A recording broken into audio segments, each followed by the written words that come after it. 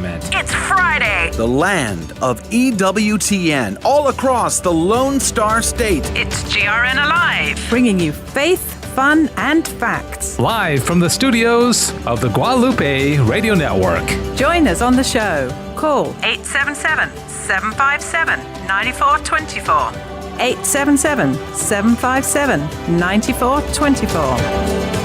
Good morning and welcome to GRN Alive here on the Guadalupe Radio Network. It is a beautiful, cold, cloudy, rainy morning here for us in North Texas. In fact, don't be surprised if you hear some claps of thunder and some lightning. And it's been a pretty crazy morning. And I know that scares you a little bit, Sissel, but it's going to be okay. Listen for also possible screams from Sissel in the background. Sissel seriously said she was going to mute her mic, kind of like the debate last night. Yeah. Got a little phonophobia going on over here. All right. Well, good morning, everybody. Welcome. Glad you're with us. Probably not as bad of weather where you are, but we need the rain here, and it's good. It feels like fall. Phone number 877-757-9424. We got the whole crew here. It is October 23rd, and we are in the 23rd week in Ordinary Time. Wow, how about that? Packed show for us. Sissel Anderson, of course, is here. Dr. Chris Malloy. Good morning, Dr. Malloy. How are you? Good morning. Great. Yeah, good to see you. Nice bow tie. Good match. To be here. Good match. What is it? The music one? Alligators. You don't know what you. It's dark in my room. I just pull one. Yeah. Oh. We're not going to tell you what it is. You got to check yourself out on Facebook if you want to see. Okay. Looks good though. Good. All right, Alex, how are you doing? Great. I had to come here by boat this morning. Haven't done it in a while. I've had to paddle all the way over here. Boat? Yeah, just down O'Connor. It was nuts. All right. That was you. That was me. Yes. I thought I saw a canoe. Yeah. You flashed your lights at me. And kind of high five. Yeah. That was me. Yeah, it's pretty bad flooding situation. So pray for everybody out there. Diane Xavier is also here handling our Facebook and Twitter feeds.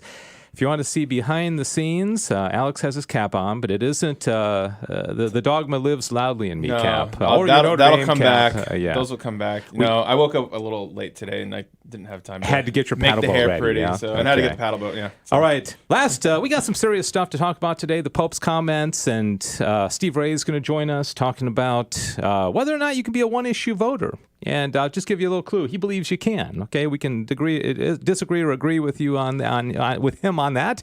We're also going to talk about the Fatima film. In fact, later on this hour, I'm going to give 10 people the chance to get the Fatima DVD. What? Okay, later this hour, and you are not eligible. I'm already calling.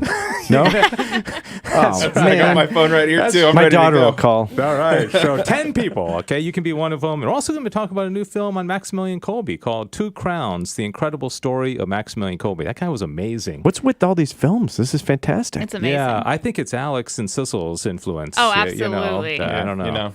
And next week, we've got a film star coming on with us. Alex will tell us more about that in a second. But before we get to all that, I'm going to, for 2 weeks in a row, surprise Dr. Malloy and Alex with something, okay? Oh, boy. Every now and then, I like to have a little surprise. Love surprises. Like I said, we got a lot of serious, deep stuff to talk about today, and this is not deep or serious. Sissel's very talented. She's got a good sense of, kind of, I don't know, she's just kind of a clever, creative person.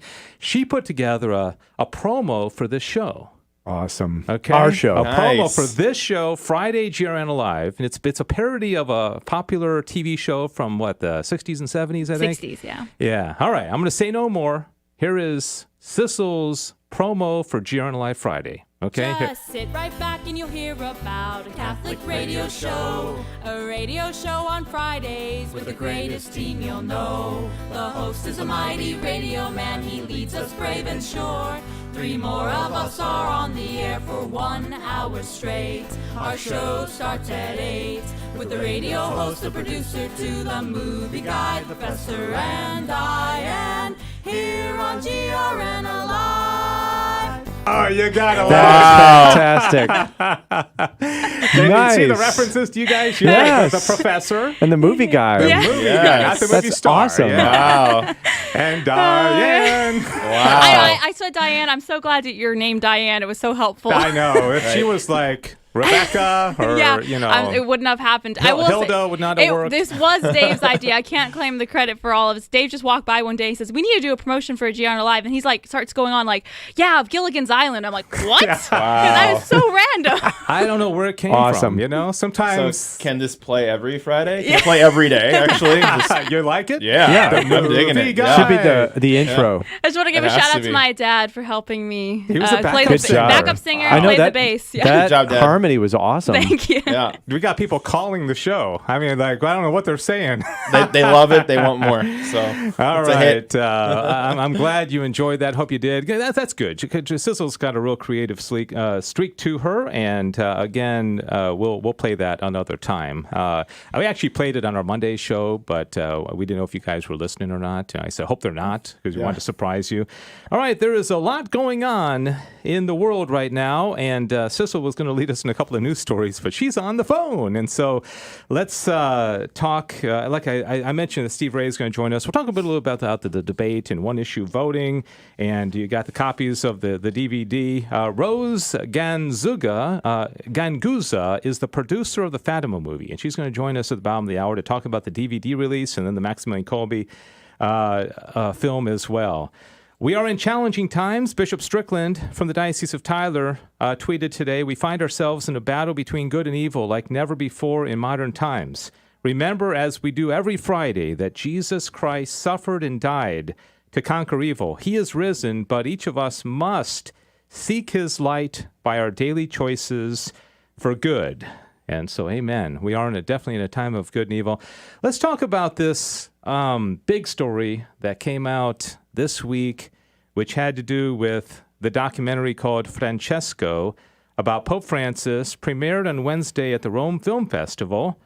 And in one part of the movie that received a lot of attention this week, Pope Francis was being interviewed, and he was speaking in Spanish.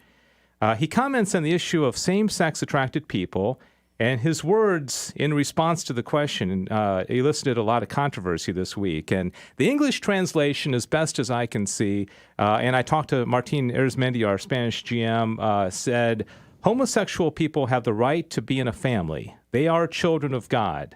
You can't kick someone out of a family nor make their life miserable for this." And I don't think anybody would disagree with that. I mean, obviously, they're children of God. That's right. And that's, of course, we have to make a precision here. That's just because of a de facto orientation. Mm-hmm. Yeah. That's not lifestyle related. So lifestyle relation, that's a different matter. Mm-hmm. Other things come into play. Anyway. Yeah, and so then he went on to say, and again, this is an English translation. He said, "What we have to have is a civil union law. That way they are legally covered." Now, that was the line. Those two sentences were the ones that caused all the controversy. I'm going to talk a little bit about the fallout from it, and then Dr. Malloy and Alex, you guys can jump in and talk. What do people know about this? Need to know about this? Cardinal Burke has put out a statement. A lot of people have. There's been a lot of talk about this. The AP's headline says, "Francis becomes first pope to endorse same-sex civil unions." The New York Times said, "Pope Francis, in a shift for the church, voices support for same-sex civil unions." Washington Post says, "Pope Francis calls for civil union laws to same-sex couples." Probably the most egregious one, it came from the highest circulated UK newspaper. You saw this story? The headline said, "Pope blesses gay weddings." Father James Martin put out a tweet where he was actually on video. He said, and this is an exact quote from Father James Martin, "This is completely different from other popes have said in the past. Pope Francis is the first pope ever to use the word gay, for example. He's the first pope to ever speak so warmly about LGBT people. He's the first person to ever speak positively about same-sex civil unions in any way." I think he meant the first pope. So, Father Martin said, "This is historic. This is a real change in tone and a change in direction."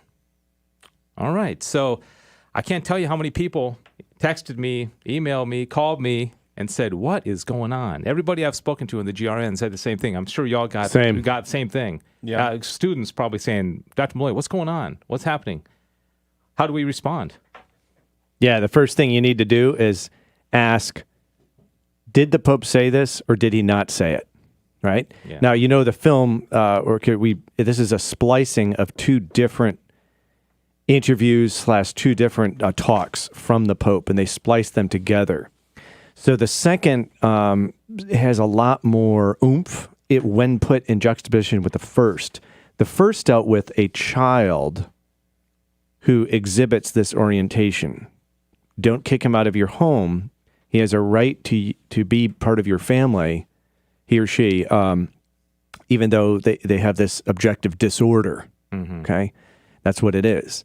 All right, but the way when you juxtapose these two, it sounds as though a homosexual person have a right to my family. Yeah. And that sounds like adoption and all that. Okay. So that was immediately jarring the way the film did that, no doubt deliberately. Okay. But that's what I call an alleged word of a pope, because it was the filmmaker splicing these two things together, giving you a meaning, not the actual words of the Pope. The other thing you need to do is ask, is it authoritative or not? It's not. It's the words of a man who happens to be Pope. They're not papal words. Yeah. No authority at all. Cardinal Burke says this in his statement, which is marvelous. So what we have is a private opinion aired publicly from a man who happens to be Pope. That's the way with status. Cardinal Burke does the proper thing, and he compares it with actual church teaching. And he says it doesn't measure up to the church teaching. So where should listeners go? Well, there's actually 4 documents to go to, but if you start the most recent one, it's the 2003 document concerning civil unions, proposed legislation for civil unions, 2003, Congregation for the Doctrine of Faith. You can look it up on the Vatican website. What does it say? In those situations where homosexual unions have been legally recognized or have been given the legal status and rights belonging to marriage, clear and emphatic opposition is a duty. Another one, civil law cannot contradict right reason without losing its binding force on conscience. Lastly, there's a bunch of them here, but allowing children to be adopted by persons in such unions would be, quote, doing violence to these children. And then another one, the inevitable consequence of legal recognition of homosexual unions would be the redefinition of marriage. These are teachings of the church. Lastly, if it is true that all Catholics are obliged to oppose the legal recognition of homosexual unions, Catholic politicians are obliged to do so in a particular way. Okay? Yeah. And then it goes on and says, look, if they're proposed, so someone's proposing a union, you have the clear and emphatic duty to publicly oppose it. If it's already there, then you can work to mitigate it. Okay, so what they don't say is you can work at a minimal law to avoid the bigger. No, they say you have to oppose, period. Then once it's on the books, you can chip away at it. Yeah. It's the same thing with abortion, right? So you can't say, okay, we'll allow, there's no abortion allowed, let's say. We'll allow first trimester. No, you have to oppose that, period. Once abortion carte blanche is on there, then you can do a law that says, okay, only first trimester. Does that make sense? Yep. So why is this? Because this is not just private behavior in a room, right? This, which also affects society in indirect ways, but this is actually public. We are presenting ourselves as a union. Okay, people will argue, hey, they need the legal protection, the rights. Well, the other CDF documents from 1992, 1998. 1986, on non-discrimination legislation regarding non-discrimination of homosexual persons, 92. Pastoral care of homosexual persons, 86. What do they say? They say there is no conceivable right that emanates from the homosexual orientation. No right emanates. Why? Because it's an objective disorder. We have rights as people. As human beings, we have rights. We don't have special rights because of this orientation. That's actually there's no foundation there.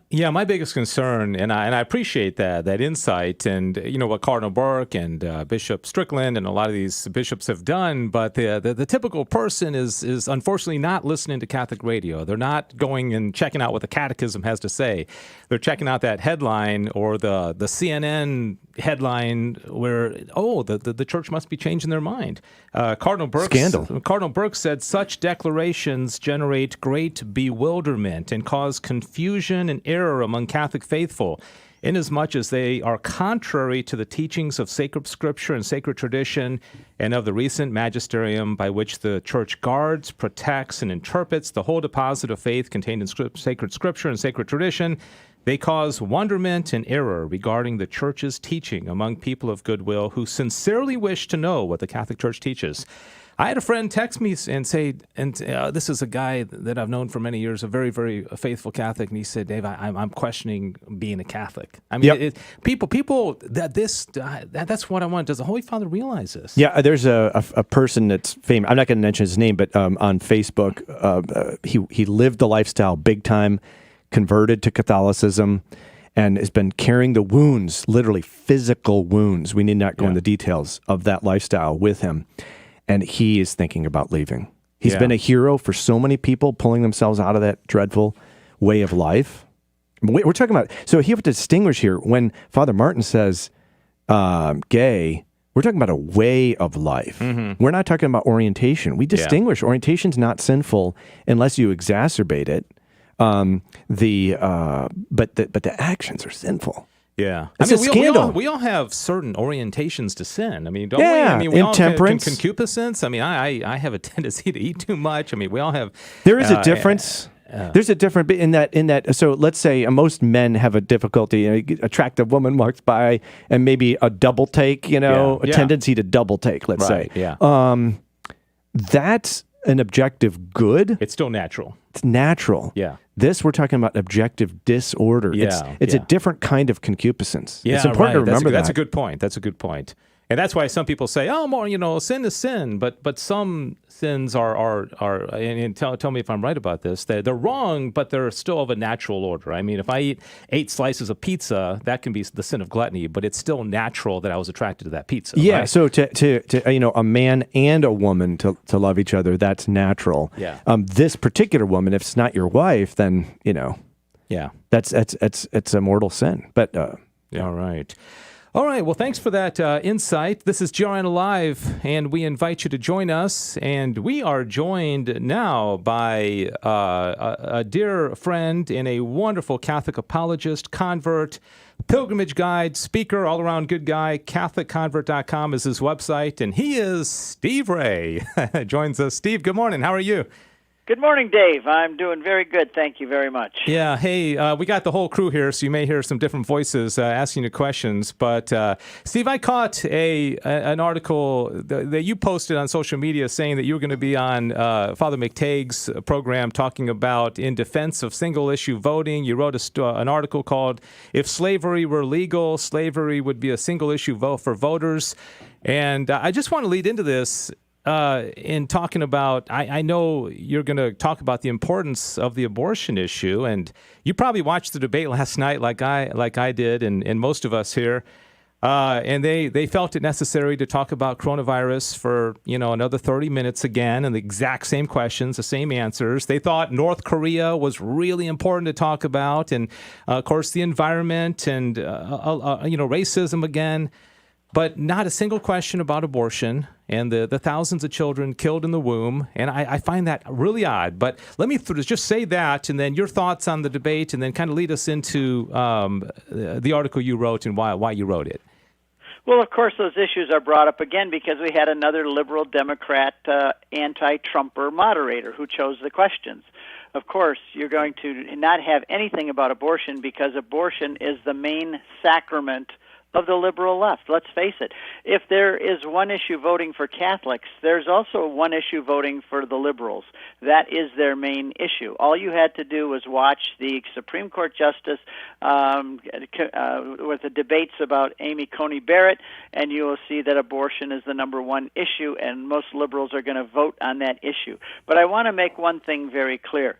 I am personally opposed to slavery, but I don't want to infringe on people's rights to own slaves. Does that make sense? No, not at all.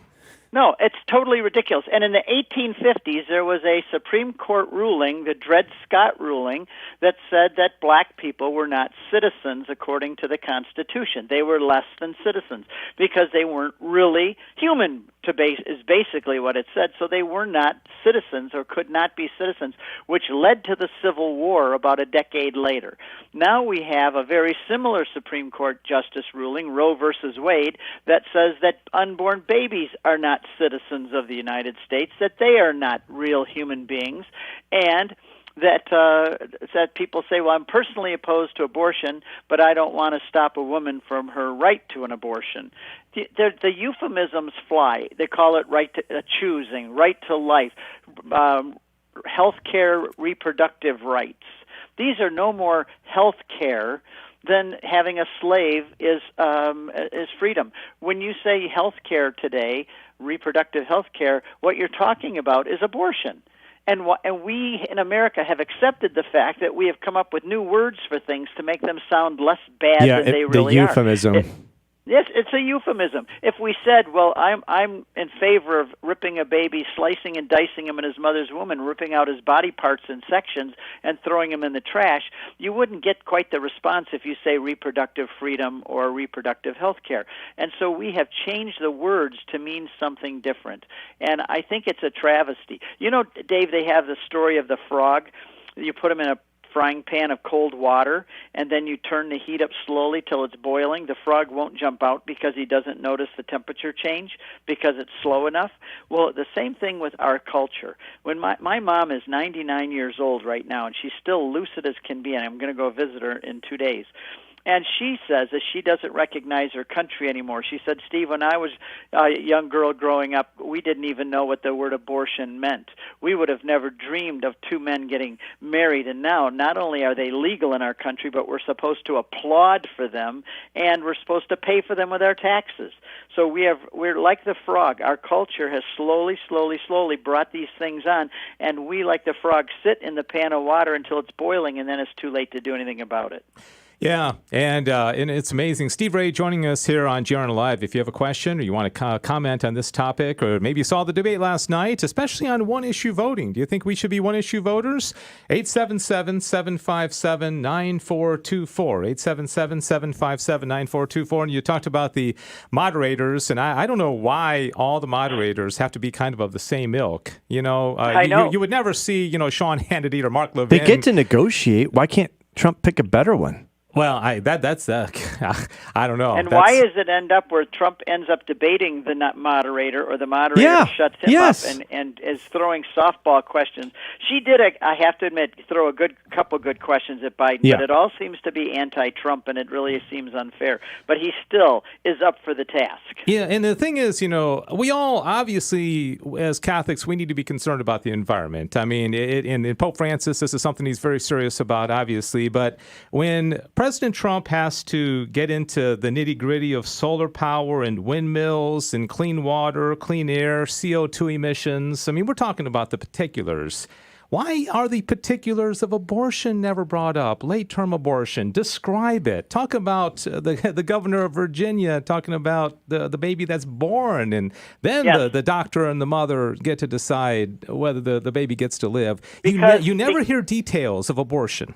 The reason that is because it's a ghastly, gory procedure. Nobody wants to talk about it. They want to do it behind walls and act like it doesn't really happen. And it also is the sacrament of the left. That's, if we have the Eucharist as our sacrament, which is about life, they have the one about death in theirs.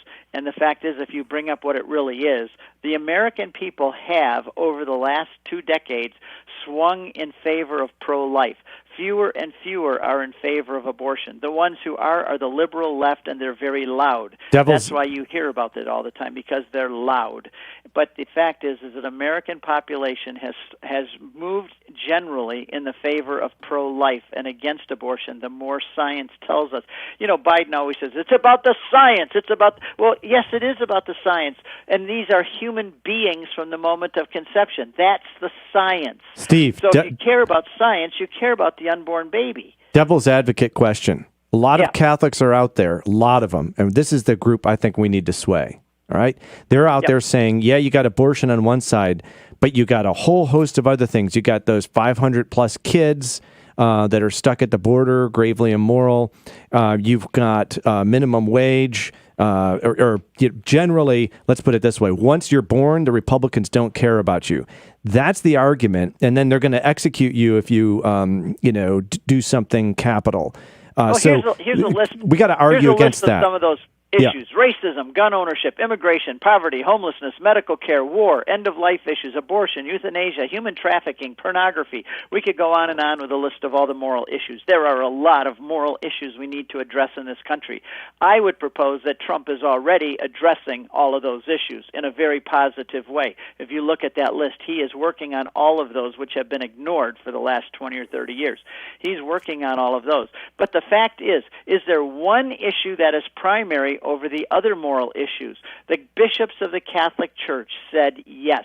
A few like Supich and McElroy, and I don't mind calling them out. We ought to stop playing games and call a spade a spade. McElroy of San Diego and Supich of Chicago both opposed that idea and said there are a lot of moral issues that are equal that we need to deal with. The fact is that the bishops of the United States, and the Pope would say the same thing, is that there's one issue that is primary over all the others. If you get the human life issue wrong, if you say that human life is not valuable, none of those others stand either. All of those other moral issues stand on the one peg that all of human life is valuable. If human life is not valuable, then who cares about guns or war or human trafficking? If human life is dispensable, then all of those other things are meaningless. The fact is that there is one issue that is stronger and more important than any other, and it's the human life issue. And I'll say this, if you send a rocket ship off to a planet, like we're doing those kind of things in our country and others' countries too. You send a spaceship out to go to a planet. If you're 1 millimeter off in the trajectory, that spaceship is going to land 1 million miles away from its target. If you start out a country and a constitution with one issue off, like human life, and you have that wrong, everything else is going to come out wrong. Everything else is going to be off base and is going to end up 1 million miles from where we wanted our country to be. And that is the issue of abortion. And we had the best homily last Sunday. I went up to the priest afterwards and commented, and I wrote a letter to the parish. He said, we have to put God first, obviously. Politicians are not our saviors. Jesus Christ is our Savior. All things have to be God first. Then we have to also give to Caesar. And in giving to Caesar, we have to be concerned about all the issues. But when it comes right down to it, he said abortion and the life issue is the number one issue. If God loved us so much that he created us in his image, what do you think he thinks about the slaughter of unborn babies? This is the primary issue. And I think that I know I'm talking too much here, but I have short time. But when politicians say that, well, we can't be one-issue voters, like McElroy and Supich have done. You can't be one-issue voters because there's all the others, or they have this other argument called the seamless garment. All what that is it's a smoke screen. It is a way, it's a dissembling, it's a way of putting up a smoke screen to allow you to vote for liberal Democratic politicians and ignore the human rights issue. It is only a smoke screen. If you get the human issue wrong, you've got everything wrong, and that's the way Catholics should vote. And by the way, the Republican Party, all those other moral issues, they're doing very good on all of those issues as well. Hey, Steve, just have about a minute and a half remaining, but, you talk about the arguments on the other side, and Dr.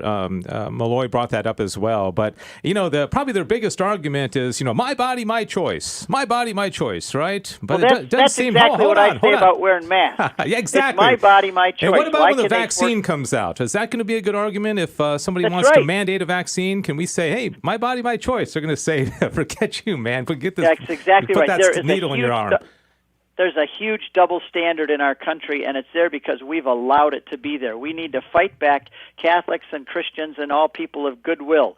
We need to link arms and start fighting against this liberal, secular, atheistic culture that's trying to force itself on us and have double standards. I, for one, won't take it anymore.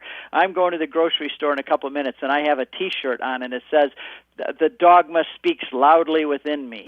And that's what we Catholics ought to start doing, letting the dogma speak loudly from within us. Yeah, we have to be in the public square. Yeah. I'm going right into the public Sweet. spot. I'm going to wear that T-shirt. We got that picture up on our Facebook page right now of you. In fact, send me one of those. I'll send you $15. You send me one of those. I don't know if you're selling them or not. I'll get you one. Hey, Steve, thanks so much. Really appreciate you being with us. CatholicConvert.com. Do you want to take 30 seconds and promote the apologetics conference that's going on this weekend? Because I know you're going to be part of that, right? If you could. It is. We have an apologetics conference going on right now. Matt Fradd started it. It's starting at noon today, and it's going to be, there's already, I think, over 20,000 people registered. It's totally free, 50 speakers, all the big Catholic speakers and apologists in the country. But please go to my website to link on, because if it goes to our benefit, and I'm unemployed for a year because pilgrimages are down. We're starting again. Look at my website. We got a bunch of pilgrimages coming up next year. But go to CatholicConvert.com. It's right there on the front. If you click on that link, you can join the apologetics conference for free, and then it really helps our family too by the conference is paying us a little bit for people who sign on with our link. So if you go to CatholicConvert.com, sign that link, you can have a whole weekend of the 50 best Catholic conference speakers, and my talk is on Sola Scriptura, why it cannot work, and a short history of the Bible. And I'm on tonight for an hour with live Q&A questions. CatholicConvert.com. All right, Steve Ray, always good to talk to you. Thanks so much. Thank you, Dave. Anytime. I love being with you guys. Yeah, God bless you. Thanks for your boldness, and thanks for all you do. Steve Ray, he's one of my favorite guests on the radio. I love him. He's kind of fired up. He is fired. He's enthusiastic. I like that. All right, we're going to take a quick break, and we come back. We're going to talk about the Fatima movie DVD that is out right now. We've all seen it. Sissel, yes, you finally saw it. I finally saw it. All right. And not only that, we've got 10 of them to give away. And I'm going to text my daughter now. Yeah, just say change her name. Yeah, I'll tell you what. If we don't give all 10 of them away, you'll get one, all right? My wife will call with her maiden name. No, she can call. She's eligible. All right, we'll be right back. Is the Lord calling you to be a missionary? Hi, Joe McLean here, and the Guadalupe Radio Network is calling for Rosary missionaries to join with the GRN in praying for very special intentions. Would you be one of them? Log on to grnonline.com/missionaries. Together, we can bring the power of prayer to bear on a dark world in need of the light of Christ. Log on to grnonline.com/missionaries. Solidarity HealthShare is rebuilding Catholic healthcare in America. We conform to the moral guidelines of the Catholic Church, so you never have to worry about your healthcare dollars paying for anything that violates your conscience. From conception to natural death, we strive to serve all healthcare needs, protect human lives, celebrate families, and promote the dignity of all people. Join Solidarity HealthShare in restoring and rebuilding authentic Catholic healthcare by signing up at solidarityhealthshare.org, a sponsor of the Guadalupe Radio Network. Hi, this is Len Oswald, president of the Guadalupe Radio Network, and I wanted you to meet two more GRN family members, David and Sammy. David Magianis joined the GRN on July 8, 2019, as the GRN's administrative manager. He is located in the KSHJ offices and studio in Houston, Texas. David and his wife Michelle have 4 daughters. David loves to coach the basketball team of the Catholic school that his 2 youngest daughters attend. Sammy Rodriguez is the GRN's business manager and joined the GRN on January 21st, 2020. He lives in Midland, Texas, and previously family owned an insurance agency. However, he and his wife Perla decided it was time for a career change to better serve our Lord. Sammy and Perla have 3 young children. We are so very thankful to our GRN family for all they do to keep the Guadalupe Radio Network stations on the air. This has been your GRN Family Minute. We are your Catholic radio. Radio for your soul. All right, we are back, and this is GRN Alive Friday edition. Beautiful October 23rd. Thanks for joining us, and we got the whole crew here, Sissel and Dr. Malloy and Alex Trevino. Diane Xavier's doing our social media. If you want to go to Facebook or Twitter and check us out, our handle is at GRN Online, and my name is Dave Palmer. We also do a show on Mondays, same time, with Joe and the crew from Houston, and so please tune in for that. And there's a replay on Saturday mornings as well. You just can't get enough of GRN Alive. Do they replay both shows? No, it goes back and forth. Oh, nice. Yeah, alternates from what time is that? To 9 o'clock. Because sometimes I'm just, buzzing around the radio. I'm like, oh, that's us. Yeah, right. It's like, Dad, is that you on the radio?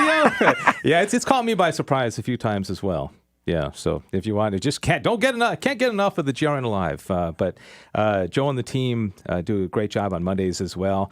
All right, so here we go, and we are going to talk about the Fatima movie. We talked to the one of the producers, Dick Lyles, previously, and I had a chance to interview Stephanie Gill, who played the lead in the movie, and now we are talking about the DVD release because it is now available for the DVD release, FatimaTheMovie.com, and Rose Ganguza is the producer of the movie, and she joins us now. Good morning, Rose. How are you? Good morning. How are you? Hey, good. Thanks for joining us, and I want to say anybody that wants a DVD, Carmel Communications has given us 10 of them.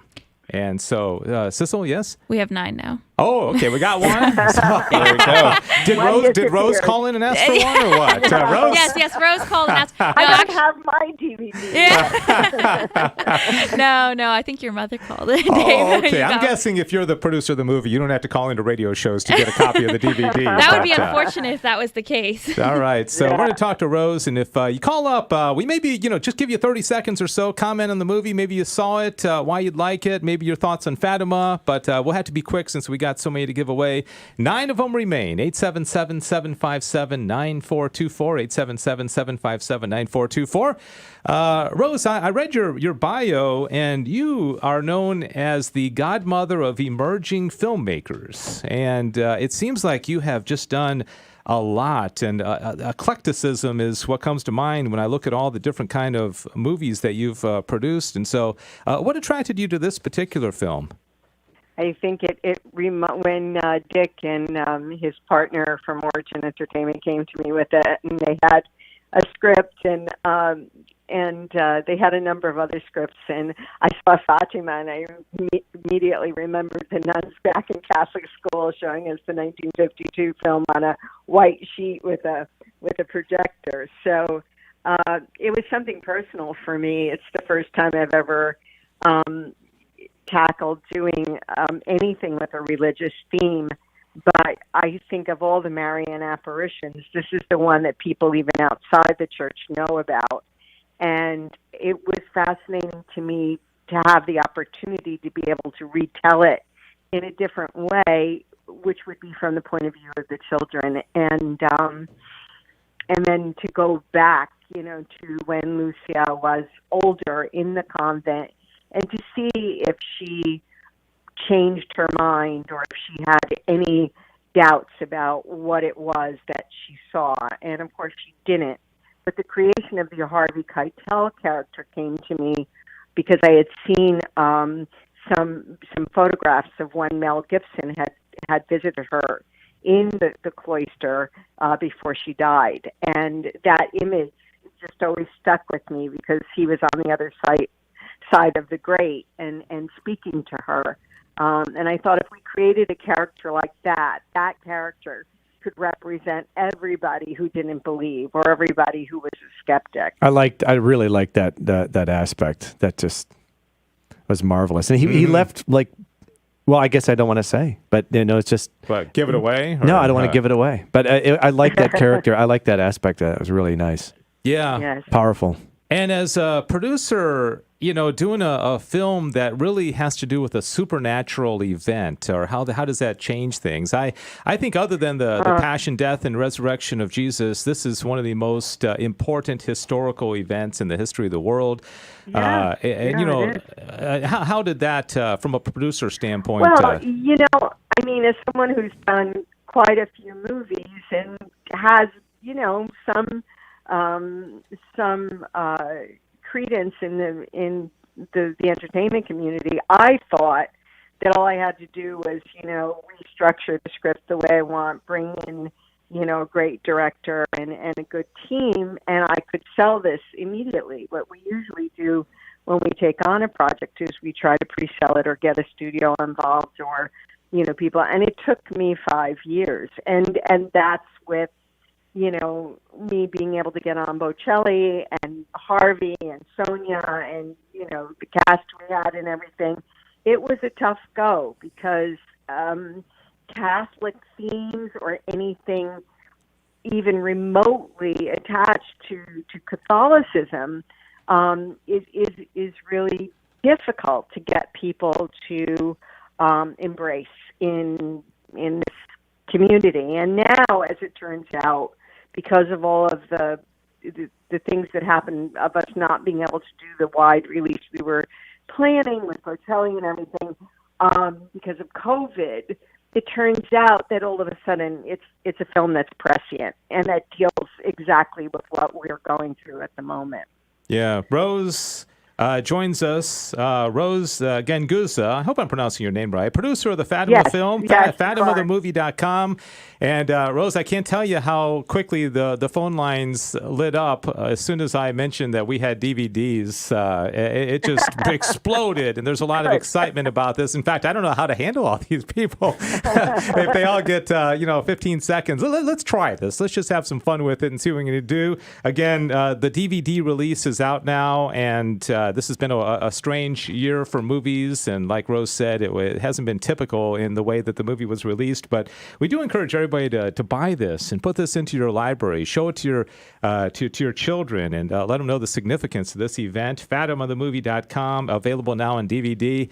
All right, so everybody has to forgive me because we don't have much time, but let me just get a few people. Joshua in Dallas is here. Joshua, what do you want to say about the Fatima movie? Just got about 30 seconds. Yeah. Thank you for calling. You're welcome. Thank you for taking my call. I just wanted to commend the Rose, first off, and everyone else involved in the movie. It is a beautiful work of cinematic art, something that I think is missing even in the secular world today. So to bring that into the religious space is amazing, and I just commend you. We loved the film, and we're excited to receive a DVD. All right. Thank you. Yeah, Joshua. God bless. Thank you. Thanks so much. And again, nobody might know. Can I hang up on people, Sissel, once we talk to them if they're okay? I don't want to. Okay, Joshua, I'll keep you on hold. Again, let me get a few more. Maria calling from somewhere. Look at these names: Joshua, Maria. Isn't that awesome? Maria, go ahead. You got 30 seconds. What would you like to say about the Fatima film? Thank you for calling. Maria, are you there? Hello? Yeah, go ahead, Maria. Yes, I haven't seen the movie, but I've heard a lot of great things about it. So I'm just excited to have it. And you're going to get it, Maria. Thank you. Thank you. So Rose, thanks, Maria. I'll put you on hold, and we'll make sure we get that to you. Rose, for what people might say, gosh, there's been a number of movies about Fatima, and I know you said it's from the perspective of the kids. What else is unique about this one? I think what's unique is we put it into the historical context of what was going on in the rest of the world and why this became so relevant. I mean, it was in the middle of World War I. All of Western Europe, of course, was sacrificing brothers, sons, and husbands to the war, and many of them didn't come back, and it was an awful war. And also on the eve of the 1918 world pandemic of the Spanish flu. The two younger children died from that flu within a year of the last apparition. So there's a lot of parallels with what is happening today. It was a world in chaos, and from the perspective of their small town, they were thrown into basically a world in crisis, and these three very innocent children. Yeah, that's for sure. Alex Trevino's here. He's actually a filmmaker, and so I think he had a question for you as well, Rose. Yeah, Rose, I just wanted to ask you about the children actors. As you know, child actors, when they carry a movie, there's a lot of pressure on them to sort of deliver the performance. And y'all, those three kids were unbelievable. They were so great. And I just wanted to see if you had any insight on the casting process with them. Like, when those three walked in, did you know that those three were the ones? How long was that process for y'all? Yeah, first we started in England because we were doing an English language film, and we found some kids, but they were okay. They weren't great. And then one of our English casting agents said, I've got somebody in Spain. And of course, the Spanish market is very big with telenovelas and has a very active film community. So it was incredible. We saw hundreds and hundreds of children, but the minute we saw Stephanie, we were like blown away. For me, she's like a young Audrey Hepburn, and I immediately called a very dear friend of mine in London who's been Dan Radcliffe's agent since he was started. I mean, literally since his first gig. Oh, wow. Even before Harry Potter, and flew to Portugal and she signed up Stephanie, and now the girl is blowing up. I mean, it's great. I'm just so happy that I got her with someone who I know will take care of her and her family and her career. But and the other two children equally. The little boy was Billy Elliot on the stage in Madrid. He is an amazing dancer and performer, and the little girl has an American father and a Spanish mother, and she was from Barcelona. But I was glad we picked three children who actually believed what they were acting. They became very, very, very close friends and are still very close today, which was wonderful. It's been a great pleasure working with them and their families. That's awesome.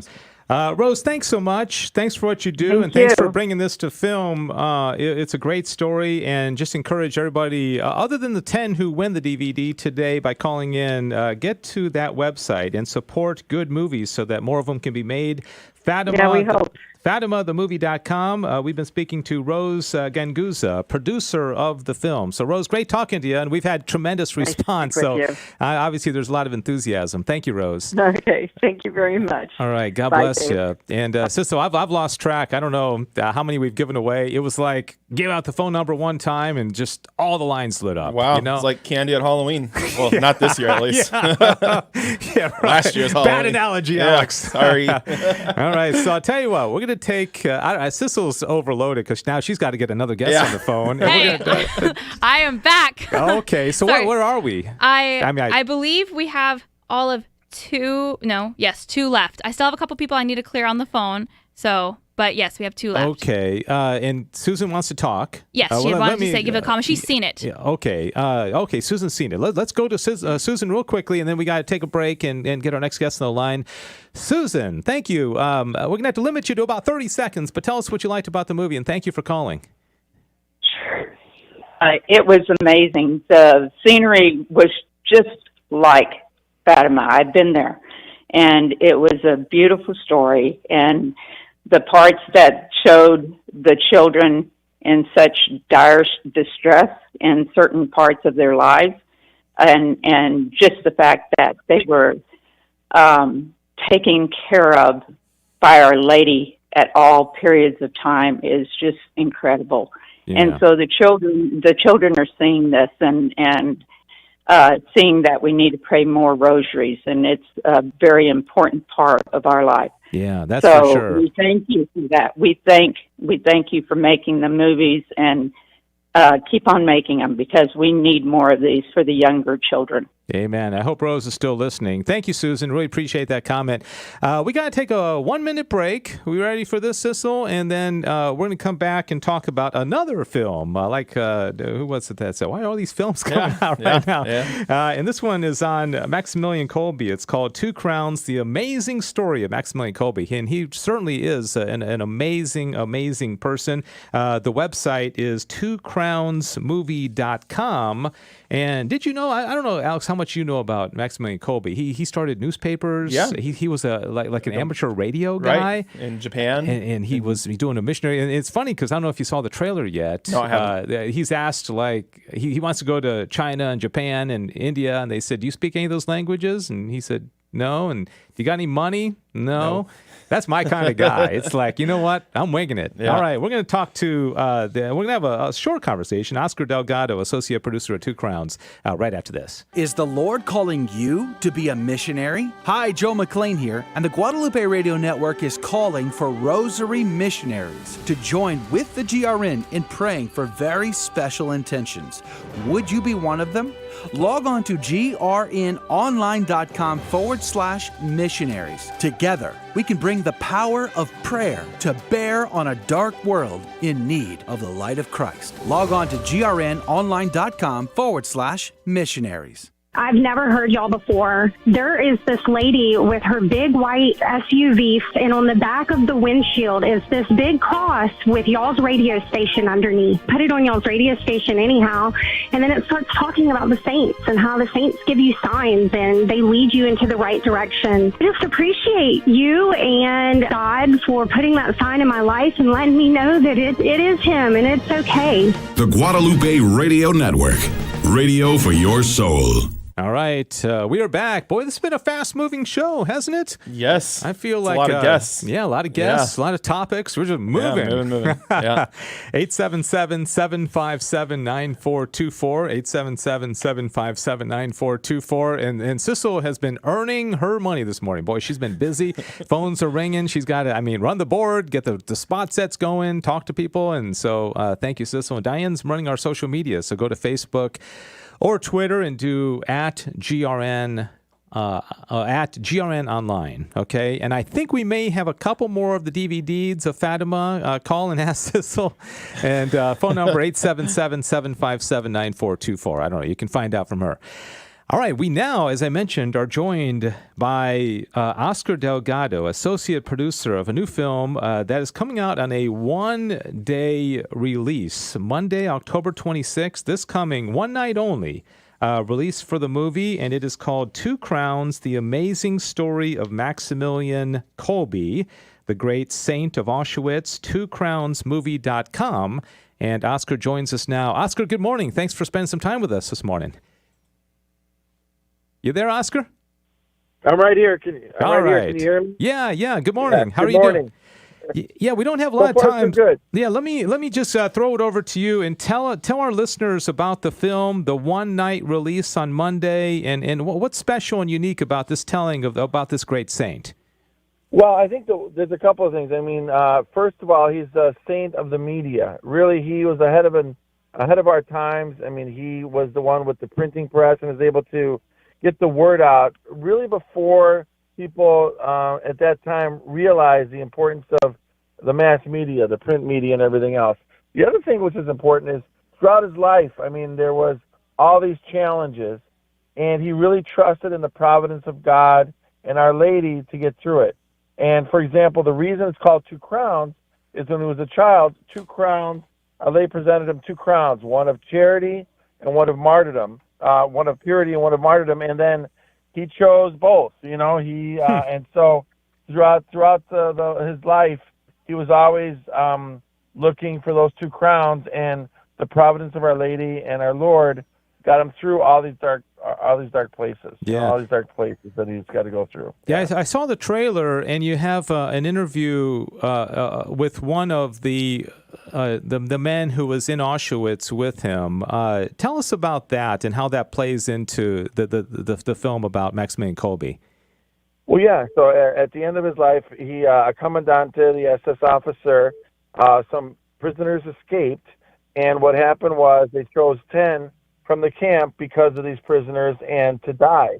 And so what happened was this other prisoner was chosen who's got children and a wife, and so Maximilian Kolbe stepped out of the line and said, I will take the prisoner's place. And he did. And so the interview is with the person that survived because of him. So, and there's a lot of things in the film that people don't realize is the prophetic nature of Maximilian Kolbe, And I think that they will be very inspired if they come out on Monday, October 26th, the one night only Phantom events, and they will be very inspired to, in this time of darkness, to really see how St. Maximilian Kolbe was able to survive all the things around him. He survived Auschwitz, he survived the Nazis there, and to be able to go through and be able to survive it into the next life with hope. Yeah, amen. He was canonized 1982 by Pope St. John Paul II. He's the martyr of charity. John Paul II declared him the patron saint of our difficult century. And so, we need a patron saint of this difficult year of 2020, and he would be a great one for that. Yeah, absolutely. I mean, when things are going on, we don't know what's next. Yeah, that's for sure. Keeps us on our toes. Oscar, is this in theaters? Is it stream? Is it both? No, it's just theaters. In theaters right now. Theaters. Okay. Just one night only in theaters. So again, check your local listings, and I think that you'll be very inspired. And the people, we need something like these type of films to really inspire us to keep going. And seeing these lives of these saints, I think, really helps us to get reanimated, because we know everywhere, as you said, very prophetically, 2020, it's not been a great year. For sure. There's a scene, there's a part of the trailer where he's, I guess, talking to some of his brother priors about going out to China and India and Japan, and they say, do you speak the language? No. Do you have any money? No. He was not a guy afraid to take risks, was he, to spread the gospel? Oh, really? Yeah, that's absolutely true. Again, if you have Our Lady in our heart and you really trust and consecrate ourselves to her, and you really, we're hers. So what I mean, so she's got an obligation to take care of us, right? So it's like, okay, I'm going to do what you want me to do. So, you make it happen. And that's kind of like a surrender, almost like a surrender to the providence of Our Lady and our Lord. And I think that's what we need now, because it's everywhere you turn, there's an obstacle or roadblocks, but our Lord and Lady have got this figured out for us, if we really trust in them. Amen. That's a great way to close out the interview and the show as well. Oscar Delgado, associate producer of Two Crowns, The Amazing Story of Maximilian Kolbe. This is a one-night only release, Monday, October 26th, which is this coming Monday. And please go to twocrownsmovie.com, twocrownsmovie.com, and you can find out all the information about that. Oscar, thanks so much for spending some time with us this morning. I really appreciate the information. I hope thousands and thousands will take us up on our offer to go see this movie. That would be great. God bless. Thank you. All right. Okay, thanks so much. All right.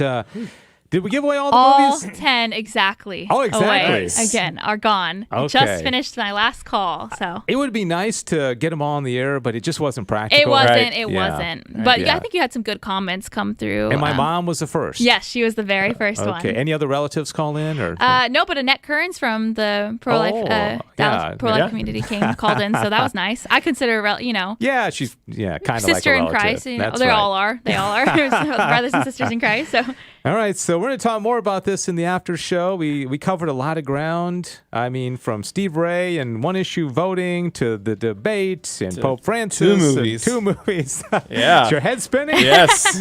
All right. It's all good, though. And we're going to replay the Gilligan's Island thing. All right, so that'll drive everybody to our Facebook page. Of course. All right, thanks so much. Have a great weekend. God bless you. And don't forget, Monday, Joe and the team, same time, GRN Alive Monday. Have a great weekend. God bless you.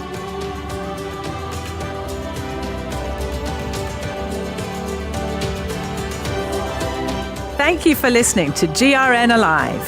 From the studios of the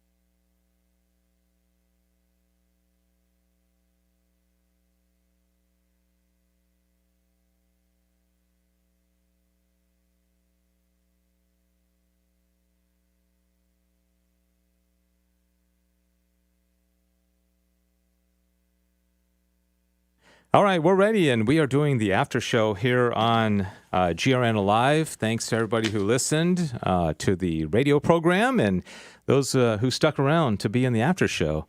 And Sissel's going to come in here in the studio, but you can't play that spot and be here in the studio. So haven't bilocated yet. Yeah. Now still working on my holiness. This will go across the social media platforms. Yeah, it should. Okay, all right. I like how you said that. Is that a nice, real technical answer for you? Yeah, it should. Yeah, I think so. All right. So here is the Gilligan's Island parody for GRN Alive Friday. Just sit right back and you'll hear about a Catholic radio show. A radio show on Fridays with the greatest team you'll know. The host is a mighty radio man. He leads us brave and sure.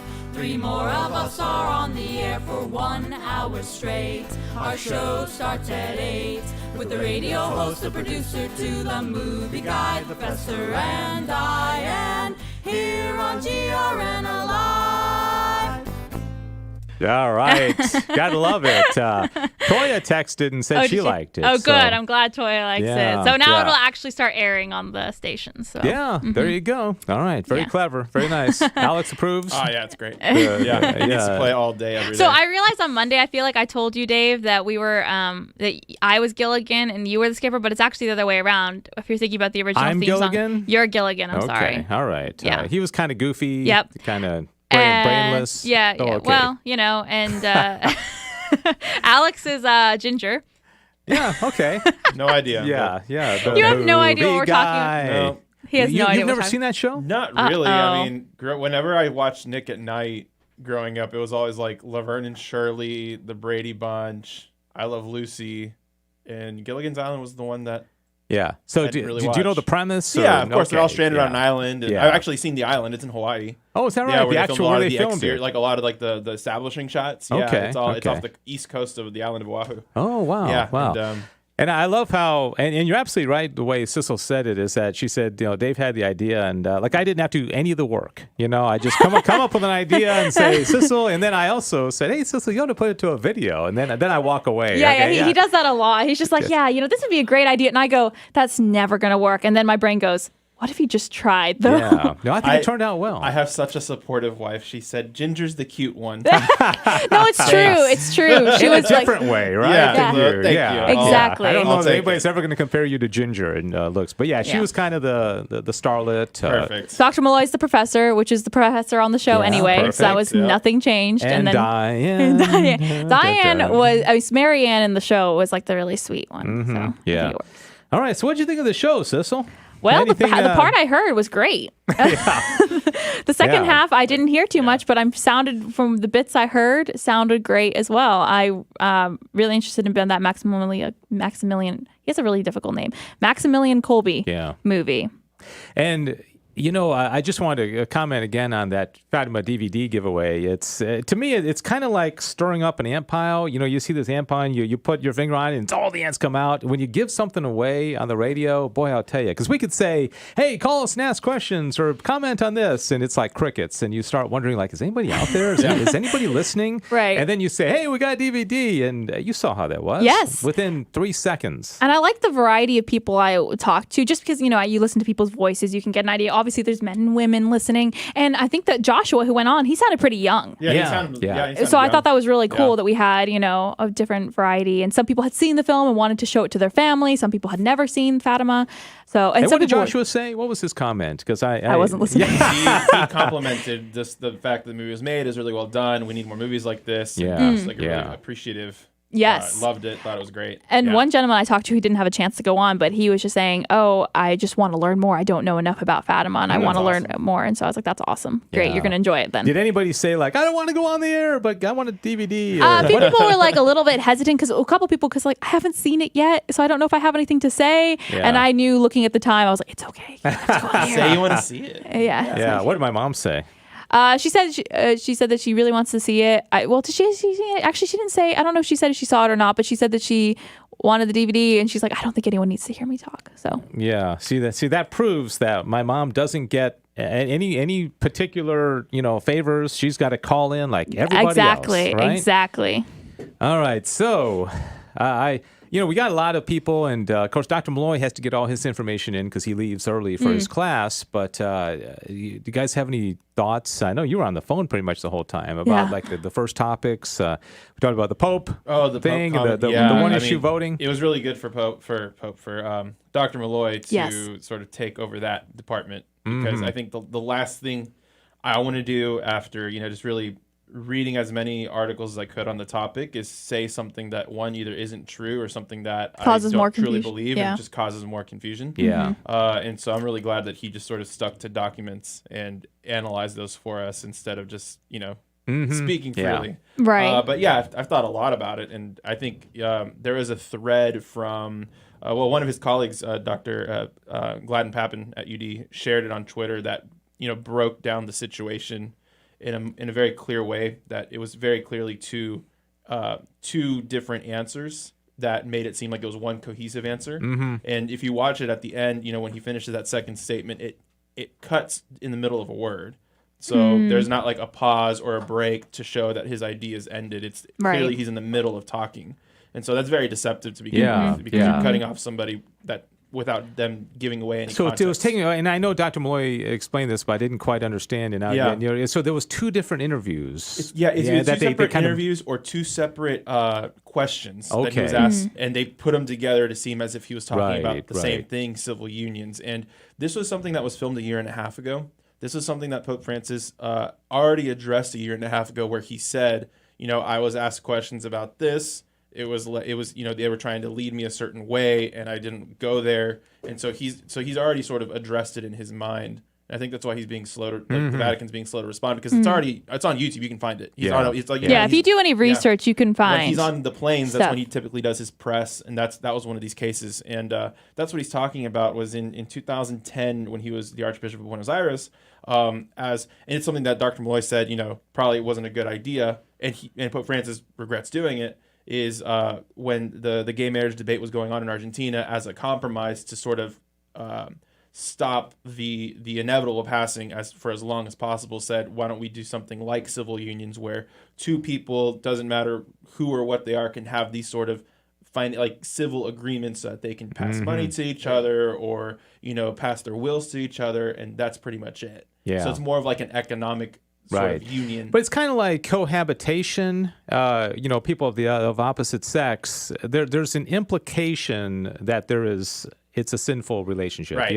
In some cases it may not be, but cohabitation by its very nature is a temptation to sin. And I think when you're kind of putting a blessing, so to speak, on two people of the same sex who are attracted to each other, living under the same roof, getting benefits, there's an implication there that there's, objectively speaking, it's a sinful relationship. And that you're sort of approving it in a way by not. And I will say too that in those two answers, he has a part where he says, let me be clear, marriage is between a man and a woman. And he also speaks fiercely against adoption from same-sex couples. And it's all taken away. Of course. The big thing, though, let's assume that's all correct, that he was very seriously misedited, all that.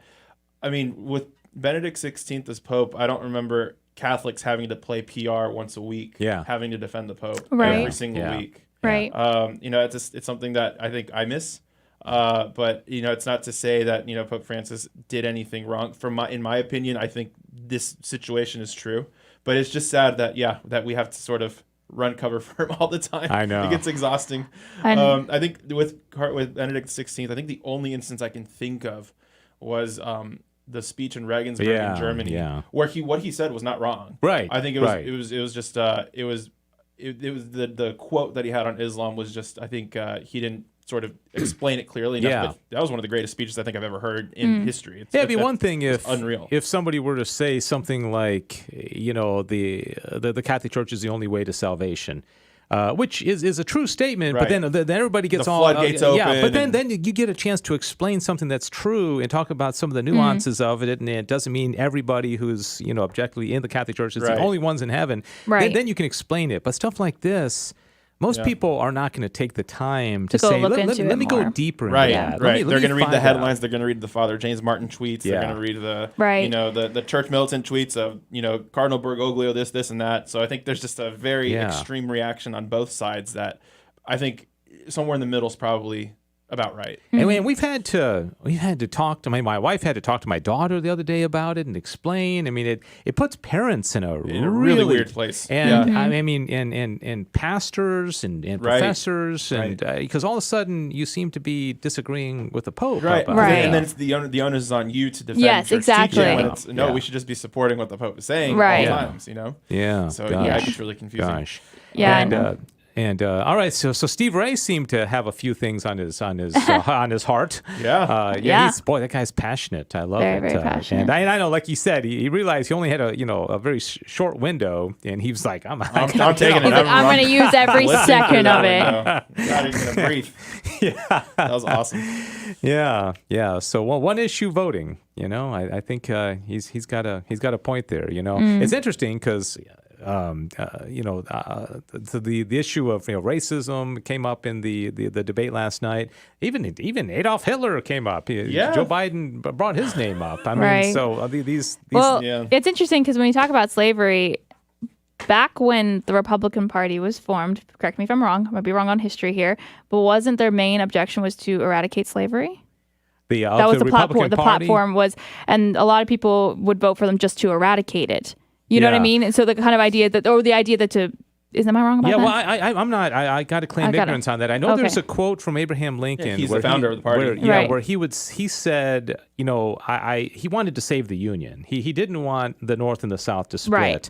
And I think he sincerely was against slavery, but he did say something to the fact that even if we didn't prohibit slavery, we need the most important thing is to save the Union. Something along those lines. Right. Again, I'm probably talking above my pay grade here, but I think I probably shouldn't have even tried to go into history. I'm looking it up. It looks like generally the point of it initially was to gather together to oppose slavery. It was and so, but what I'm saying, my point with that was that that was almost to an extent probably for some people at that time was a one issue. Yeah. Oh, yeah. That was the issue. That's and whether or not you agree with anything else the Republican Party does, it's kind of like one of those things where you do it to get to a new place to, move forward with other things. Does that make sense? And is that, I don't know a lot of the history of why John Wilkes Booth killed him. Was it because of slavery? And John Wilkes Booth was like, from what I understand, like the Brad Pitt of the day. I mean, he was a big time actor. Yeah, he was right? a dynasty. I mean, his family were all actors. His brothers were actors. His grandparents were actors. In England, they did a lot of Shakespeare plays. So they were well known. Yeah. The family. And I don't think he was as high up as the rest of them, but he was still. I mean, the last name. Yeah, was very well known. Very well known. Yeah. All right. So, what'd y'all think of the movie conversation or that? I wish we'd had a little more time with Oscar Delgado about. That was kind of rushed. At the end. But I didn't want to say any because it was like 6 minutes. Mm-hmm. You just let him talk basically. Yeah, just take it away. Minutes. Yeah. But with the Rose, I just love talking with producers because I want to sort of get insight on how they do stuff. How they put it together. Yeah. And there's always challenges. There's always difficulties, especially with child actors because they, labor laws. There's a lot. Yeah, they can only work 6 hours a day. Oh, is that right? And shoot days are typically 10, 12 hours. Is that international labor laws? It depends. Yeah. Like when we did Little Boy in Mexico, I think because it was a union project, so they had to adhere to American laws. But I mean, so there wasn't a lot you could do to get away with it. And so you had to have, the actor, his older brother was a double, so everything that's his back is not the main actor. Yeah, and there was a third kid as well, just in case they ran out of time. That little blonde-haired kid. Yeah, so there were three you were kids you were set. in that movie. Yeah, for like a minute. What was your part? I was a production assistant for 6 months, so I got to shadow everybody. Okay, that's the best job, honestly. It's fun. It was awesome, and it was the crew had 300-400 people a day working on it. Hundreds of extras, so I got to just see how to make a movie in a real movie. It was awesome. Have you ever done that? Have you been on the set, Sissel, of a movie, like a big time movie? Not a big time movie, just on a lot of short films and just Living Right with Dr. Ray. Yeah, just Living Right with Dr. Ray, television show. Yeah, no, it's smaller things, but I'm sure it's incredibly fascinating. That's why being production assistant's fun because you get to kind of see everyone in their jobs and you learn a lot. Yeah, it was awesome. So I got to be around the costume department for a month, and she's done a lot of the Marvel comic movies, that designer. Oh, okay. And a bunch of Jon Favreau, the director of the first Iron Man, all of his movies, she's designed all of his. So I get to see someone super firsthand. That's just so hang out cool. with her for a month, help her out. So just different people. Stunt coordinator of Avatar was on the movie too. Got to see him. You must have been like a kid in a candy shop. It was awesome. I mean, yeah. just, Well, I had a notebook taking notes. I mean, it was awesome. Right, And right. but with the child stuff, it's crazy because if you hit the 6 hour mark, you're done. Mhm. Like you can't. You literally the day has to end if you didn't time it out correctly. So that's I was curious about that, but also I know with Little Boy they looked at over 1,000 kids. Oh my gosh! They went through a process of like 1,000 kids Yikes. to find the Wow. one. Yeah. And it was a complete unknown. And so with her, it seemed like that, that they first looked here and they couldn't find anything there, so they kind of had to go to another country, and that's how it works. You kind of have to move your setting until you find the one. Yeah, and you obviously were impressed with those kids acting. They did a they good were awesome. job. They were so great. Mm-hmm. Yeah, you believed every word they said. That's what really matters. Yeah, we've got some comments coming on our Facebook page, and some of them are kind of long. So if you guys want to talk amongst yourselves, I'll dig up the main point that these people that the folks are making. Sounds great. So oh shoot, I was gonna say I had a thought and it completely lost on me. But so about the Maximilian Kolbe, because I didn't hear that segment at all. Is it a narrative, like is it documentary style or is it scripted? It's a narrative? documentary from what I read and what I saw and what I heard, Mhm. and there's like scripted reenactments of Oh, the life okay. of St. Maximilian Kolbe. There's one that I just saw that's very similar to that. Ooh, I can't think of it, and it's on Netflix. But it's a documentary, and then like the social dilemma.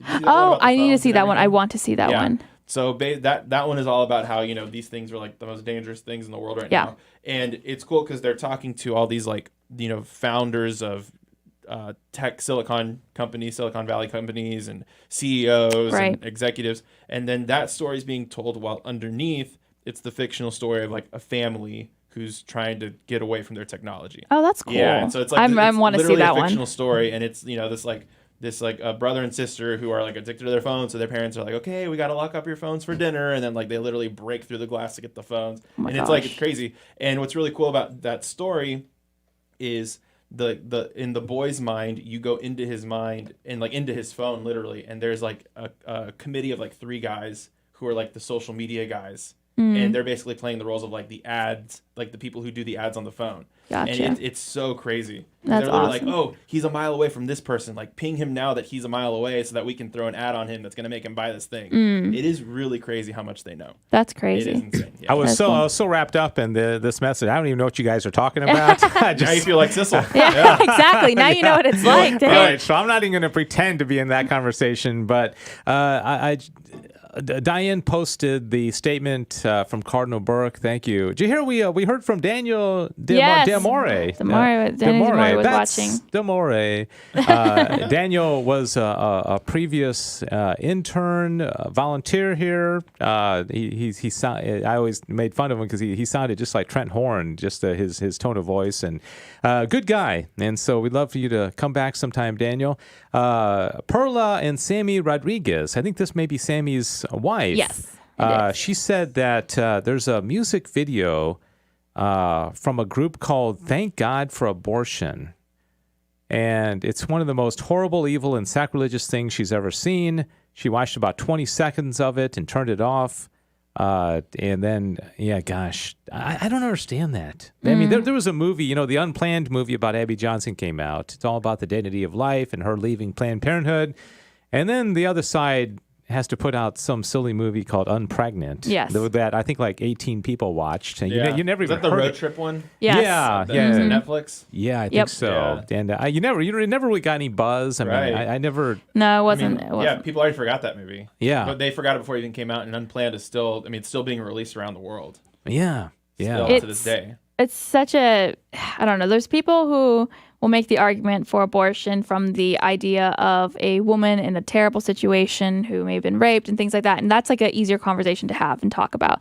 But then when people just come out and are flaunting the idea of having an abortion and talking about how proud they are of their abortions, and they couldn't get to some place because of their abortions. I don't know if you heard this last week. I was really annoyed, but Stevie Nicks from Fleetwood Mac came out and said that there would have been no Fleetwood Mac had she not had her abortions. And I was like, well, if I had to live without the song, I love Fleetwood Mac, but if I had to live without the music of Fleetwood Mac, I think it would have been okay if your kid could have lived. Yeah, that's I'm glad you brought that up, Sissel, because you think about it, most people would say, well, all that music and I like them too. I think Stevie Nicks has a beautiful voice and I enjoy their music.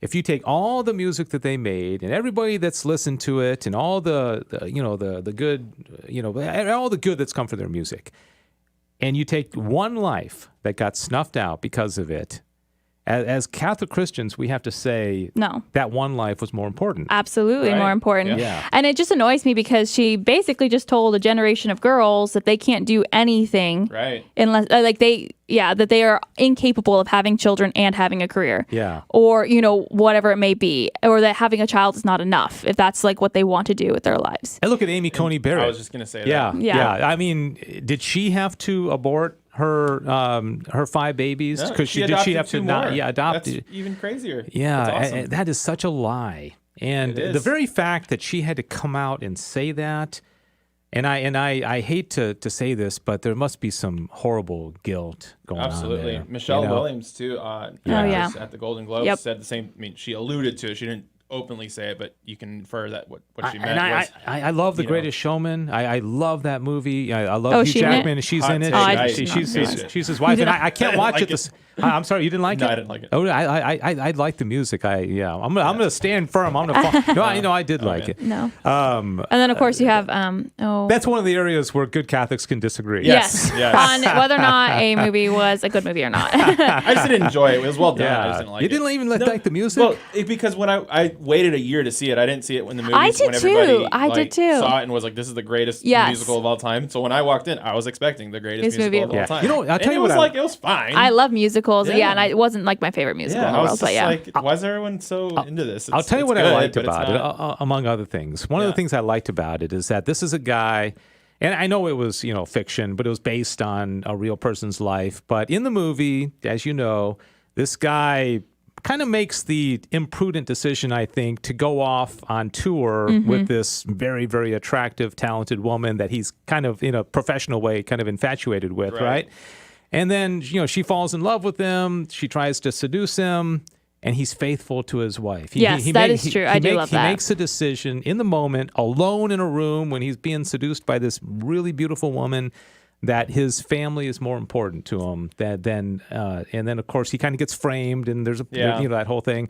But I like that. I like that they show the goodness of a man, because men get beaten up in our culture these days. That guy is actually capable of making a good moral decision and for the sake of his family. And in the end, he chose his family over his career. Right. And how easy it is probably to write the script the complete opposite way. It's probably just the easy cop-out that we're all used to from those movies. And so it was good. Yeah. Now you like it? Yeah, I'm coming around to it. Oh my goodness, that's a big lightning strike. By the end of this, I'm going to have Alex saying, I love this movie. You're now singing, "This is me." From now on. Oh, jeez. Okay. Are we gonna have a musical episode of GRN Alive? No.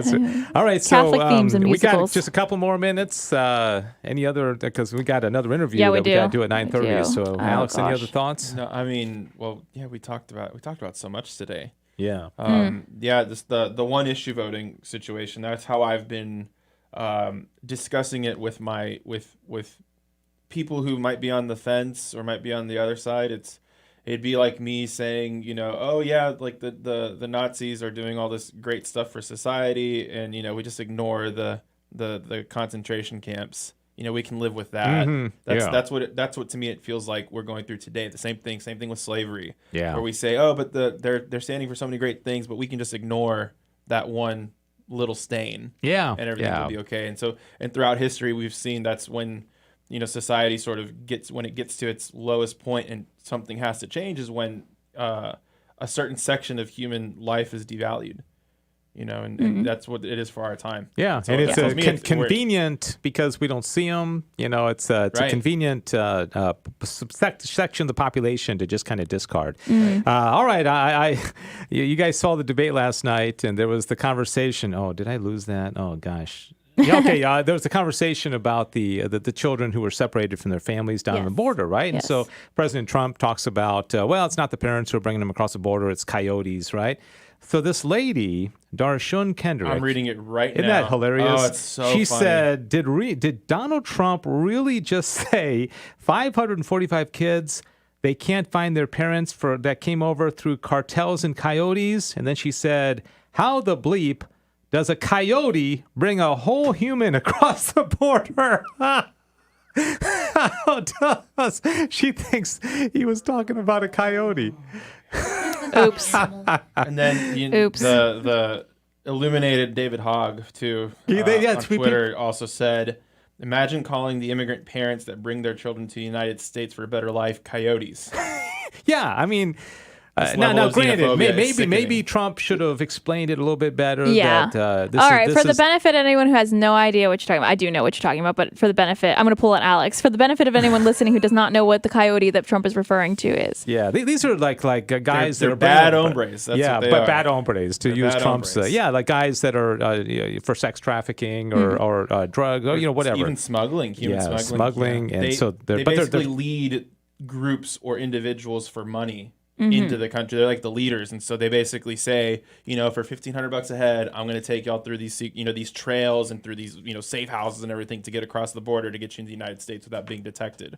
And typically, what they do is they'll say, when you get to the other side, they'll say, actually, we're going to add an additional $1,500. Right. So you thought it was $1,500, it's actually $3, and we're not going to let y'all go Mm-hmm. until you call your family in Central America for the other $1,500. And that's when these people go missing. That's when they get trafficked. That's when the kids get taken and get trafficked too. I mean, being, from South Texas and seeing, dad works in the Valley. I mean, you do see this all the time. And I think the further north you go, the further away you are. So you don't really think about it. But San Antonio, there's an intersection, I-10 and 35 in downtown.